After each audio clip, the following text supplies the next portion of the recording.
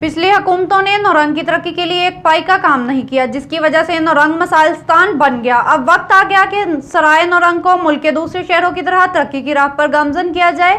PTI lucky Marwat के जिले रहनुमा इकबाल नबी ने अपने हुजरे में प्रेस कॉन्फ्रेंस करते हुए किया। लकी मरवत से हमारे नुमाइंदे शरीफुल्लाह की रिपोर्ट। मुंतखब होकर तहसील नवरंग की तकदीर बदल दूंगा। पिछली हुकूमत ने नवरंग की तरक्की के लिए एक पाई का काम नहीं की, जिसकी वजह से नवरंग मसाइलिस्तान बन गया। इन ख्यालात का इजहार आज पीटीआई लकी मरवत की जिले रहनुमा इकबाल नबी ने प्रेस कॉन्फ्रेंस करते हुए किया।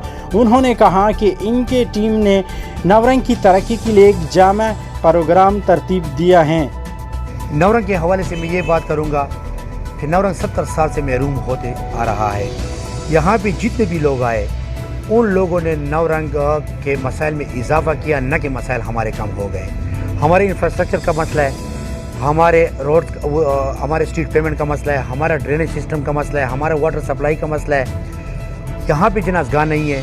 यहाँ पे इतने मसले हैं कि अगर एक मसला मैं बयान कर लूँ तो उसके साथ बहुत ज़्यादा मसले और भी इंटरलिंक हो जाते हैं। मेरा ये मिशन है कि मैं इस नवरंग के लिए कोई काम करूँ। मेरी जो भी कैपेसिटी है, मेरी जो एनर्जी है, मैं इन लोगों के लिए लगाना चाहता हूँ। मैं यहाँ पे इन लोगों के लिए काम करना चाहता हूँ, इसलिए कि ये मेरा वतन है।